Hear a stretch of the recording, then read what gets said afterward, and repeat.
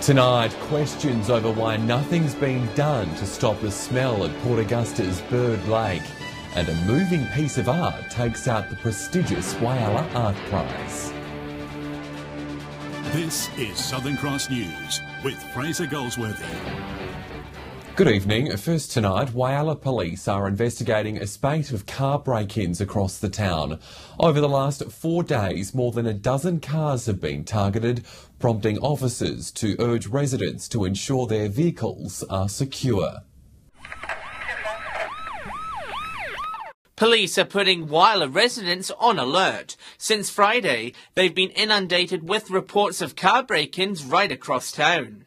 We've received 15 reports from members of the public for their motor vehicles being broken into in the suburbs of Whyalla Jenkins, Whyalla Stewart and Whyalla Playford. Officers say they've begun to detect a pattern in the offending. Some are opting to smash the car's windows, while others are falling victim to leaving the doors unlocked. Inspector Hubbard says many valuable items that are left inside the cars are being taken. Personal effects, things like mobile phones, cash, any valuables at all that people are leaving in plain view have been stolen. Motorists are being urged to take action in order to avoid becoming a member of the growing list of victims. Parking in a secured area and keeping the car locked is just a beginning. If you have the choice, don't park your car on the road. If you have to park your car on the road, park it under lights. But certainly if you have the opportunity to park it behind a closed, in a garage or behind a fence, do that. Anyone with any information on the theft should contact Crime Stoppers. John Hunt, Southern Cross News. Port Augusta residents are once again bracing for an overbearing smell from Bird Lake as the warmer weather approaches. The state government had promised to fix the stench when the body of water dries up in summer, but locals claim nothing has been done. An assault to the senses, Port Augusta's iconic entrance has been marred by a putrid smell, a dried-up Bird Lake. The best way to describe Bird Lake is a big open area which smells like rotten eggs and rotten fish all combined together. The Mayor claims the smell affects tourism and business. Residents are now looking to hold Minister Kaya Ma to his word, who said the government would fix the problem. But member of the state opposition and local politician says the clock is ticking. It's very disappointing, but I don't want to judge too quickly. Let me give him the chance to put his side of the story forward.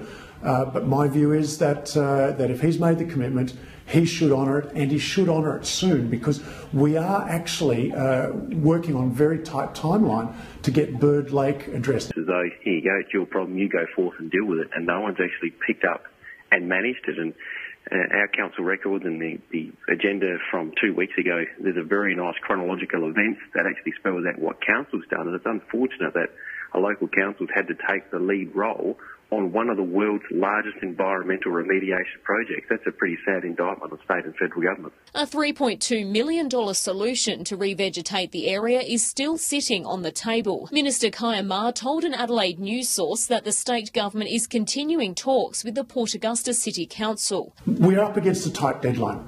Summer's coming and everybody knows that the odour is much, much worse in summer.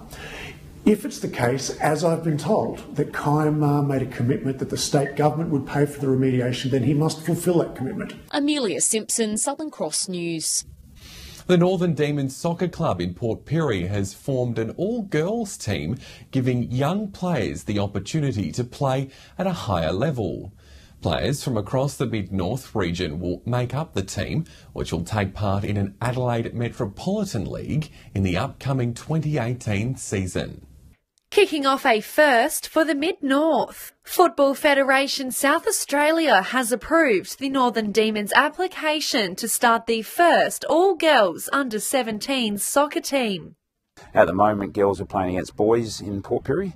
This way, the girls can play in a full girls team and compete against other girls teams in Adelaide at the highest possible level. Really excited. It's a really great opportunity for us to have. In another first, the team will compete in an Adelaide League with players taking on metropolitan teams. The girls will only have a home ground advantage every fortnight. Each second week we will travel to Adelaide to play, and then every other week the girls will play at home. The team's quickly shaping up to be a strong squad with intense training sessions already underway. So we've had in excess of 30 girls interested to play. We get an average between 20 to 25 girls coming out for training every Monday. We expect the number to sort of increase close to the season start. As we said, there's a lot of girls that have come out and tried, and hopefully this creates a bit of buzz around for the girls that want to play soccer, and we start creating more teams. The Northern Demons are now hoping to form 2 more all-female teams, with the under-13s and under-15s now on the drawing board. The under-17s first match is expected to be in March next year. Rachel Nell, Southern Cross News. A 24/7 telephone and online support service has been launched in Port Lincoln as part of Mental Health Week. The service will offer free counselling for people living in remote areas who are often in much need of care. Mental illness knows no distance, and locals on the EP claim the same can't be said for support services. But the Country SA Primary Health Network is hoping to put that to bed. Today it launched a new phone and online service to help to connect those in need of support. It will give them access to help. It's very difficult if you live in far-flung areas to actually obtain good quality, qualified help. The Regional Access Program provides access by anybody anywhere. The health network will now offer free around-the-clock counselling in a bid to bridge the gap for health services in regional SA. Nearly 20% of people suffering from mental illness across the country live in remote areas. It's hard to recruit people into the country. It's hard to get a focus into the country. This brings services out to the country which are easy for people to access. The local Member of Parliament has welcomed the service. For people who are seeking help, seeking a bit of guidance or even a little bit of support, then they can pick up the phone, go online if that suits them better and get the help that they need and want. The support service comes during Mental Health Week, which today saw Sideshow Whyalla pop up on Port Lincoln's foreshore. The display aims to get people discussing their mental well-being, all while having a little bit of fun. Over 40% of all crisis occurs through disconnection, isolation and relationship issues. So if we can put on events like this, have our whole community come together and have some fun while we're doing it, then we're going to make a real difference. More details on how to access the phone and online service can be found on our Facebook page. Jason Kemp, Southern Cross News. Still to come in tonight's local news, school holiday fun in Tumby Bay as the town welcomes a new pump track. Details next.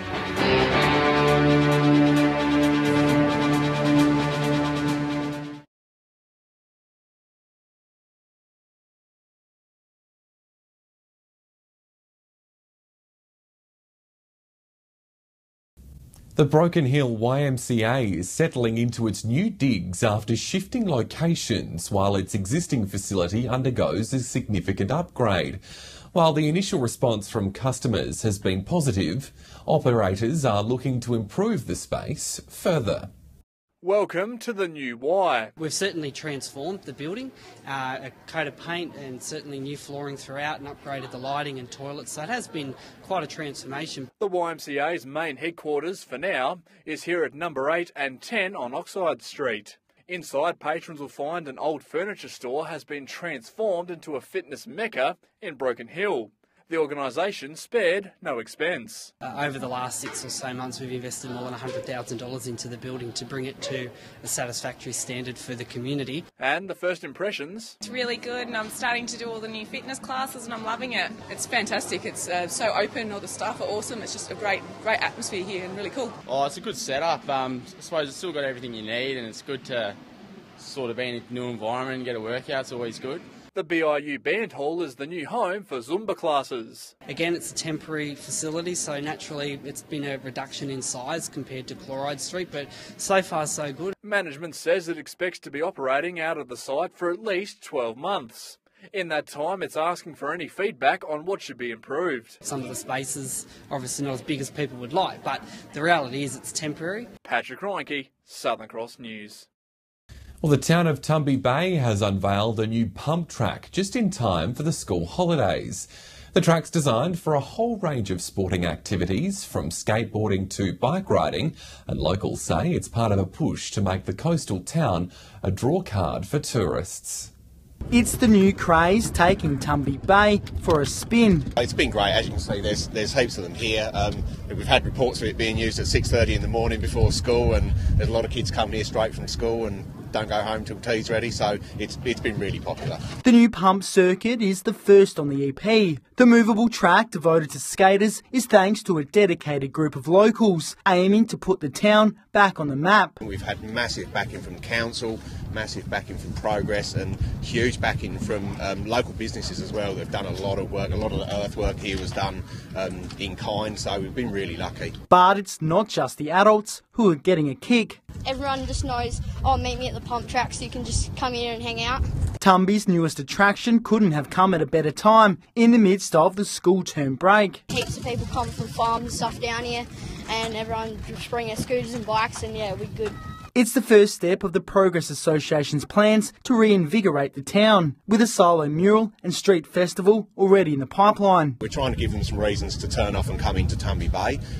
Maybe the people that stay at the caravan park might stay a couple of days longer because their kids are a bit more entertained. We've been a bit lacking for children in the town, so yeah, all of that should help us long term. The pump track's great. Jason Kemp, Southern Cross News. Police in the Far North Local Service area are encouraging locals to get online tonight. In a bid to engage with the community, they're hosting a Facebook community forum until 7:30 tonight, asking residents to get in touch with their questions about policing, laws and safety in the area. Residents living across Port Augusta, the Flinders Ranges and the Northern Outback areas are encouraged to log on and participate. After the break, we reveal the winner of the Whyalla ArtPrize. That's next.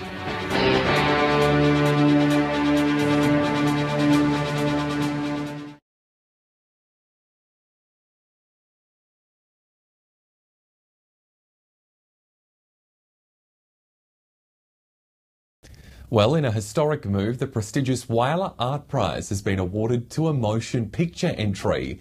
It's the first time it's happened since the award was founded in the 70s. From more than 200 entrants, just 55 finalists were selected for the Whyalla ArtPrize. Last night, locals gathered to find out who'd take out first prize. Judge Milente Palandowski praised each finalist, saying it was a difficult choice. There was, of course, as in any judging, there were many discussions about which works we should include. But there could only be one winner, and it was a groundbreaking and notable victory. The 2017 City of Whyalla Art Prize is CJ Taylor, The Hut. The video montage mixes a number of pictures taken on different backgrounds with a backing track.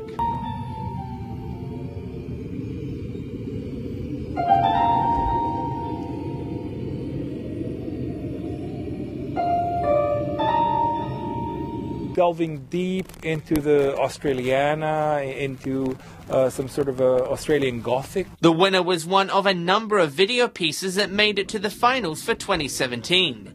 Experts say we should expect to see more video entrants, as it's fast becoming the art form of choice. You know, video is overtaking all of our lives. Everyone's on YouTube. There is a lot of video exchange. The winner and all the finalists can be viewed at the Middleback until the end of the month. John Hunt, Southern Cross News.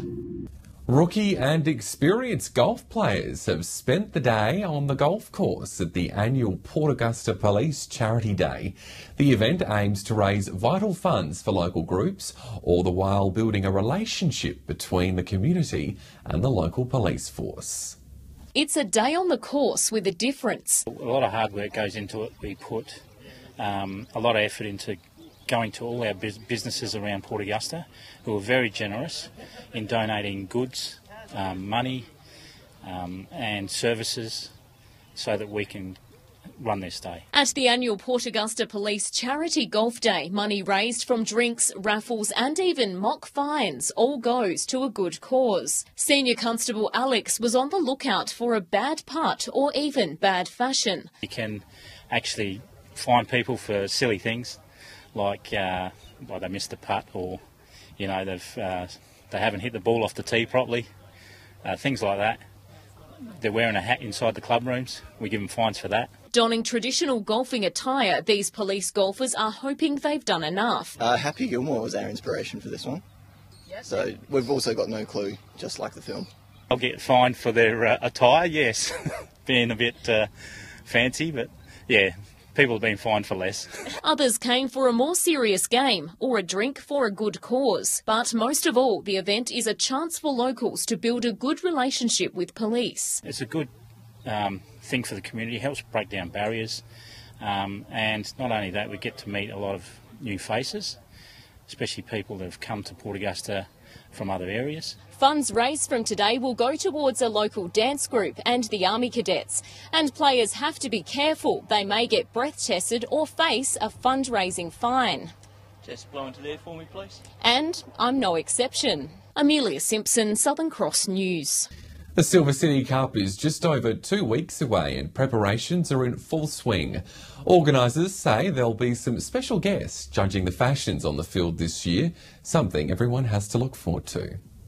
It's almost time for the second round of Broken Hill's annual race meetings, and excitement is already building. Well, a few early preparations, but the biggest one is we've secured our stars for the fashions and also to meet the people of Broken Hill. Sophie Dillman and Jackson Haywood, who play Ziggy and Brody on Home and Away, will help judge the fashions and mingle with racegoers. Sophie has only just joined the show, only appearing in 24 episodes, while Jackson is a series veteran, starring in almost 200 episodes since 2009. They can't wait to be here. They're all excited and they're looking forward to meeting the crowd at the Silver City Cup. And weather-wise, things are looking beautiful. Last year, many were forced to rug up in the cold and windy conditions. The year before, it was 45 degrees. The long-term weather forecast looks pretty good at the moment. It looks in the mid-30s, so that's a fantastic temperature. Nominations for the Silver City Cup will soon open, and Mr Gallagher says the smart move is to book tickets now and get in early. It just showcases the picturesque Broken Hill scenery and the people of Broken Hill.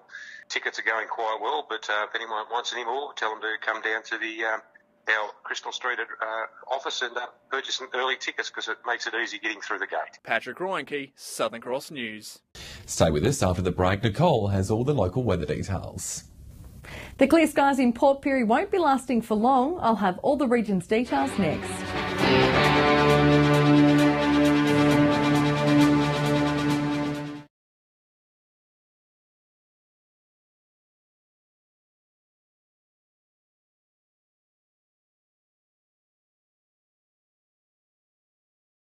Welcome back to the weather now. We were heading for cover today with showers right across the region. Still pretty warm in Port Augusta though for 33. Whyalla, Broken Hill and Port Pirie also reaching 30. A bit cooler in Port Lincoln and a top of 25 in Adelaide. To the satellite, cloud building over South Australia with a deepening low pressure trough is causing showers and thunderstorms, some pretty severe. On the Gulf waters, winds up to 25 knots on the way, seas around 2.5 metres with south-southwesterly swell. Sunrise will be at 6:45, sunset even closer to 7:30. We're in for a stormy day tomorrow, cooling off too with a top of 25 in Port Augusta. Just trailing behind in Whyalla for 24, 21 in Port Lincoln. Thunderstorms also on the way for Port Pirie and Clare. And it won't be easy up in Adelaide, a stormy one for a top of 22. Having a look ahead, there is some sunshine in sight. Showers clearing up by the weekend for a fine Saturday in Port Lincoln. Looking much the same in Cleve, seeing clear skies appear by Thursday. And in Woodena, a few storms about tomorrow before they clear off for a top of 27 Saturday. A pretty similar outlook in Whyalla. We have storms tomorrow before they head off, making way for clear skies. In Port Augusta, starting to warm up again by the weekend for 28 on Saturday. And a touch cooler in Kadina for 24 to kick off the weekend. The lawns will be soaking up the sun midweek in Port Pirie after some storms. Clear skies to finish off the working week in Clare and looking like a sunny weekend in sight for Broken Hill. So we will have a few days of showers, but clearing up in time for the weekend. That's good timing. Thanks, Nicole. And that's all the news to now. Thanks for your company. I'll have updates later. Until then, enjoy your evening. Good night.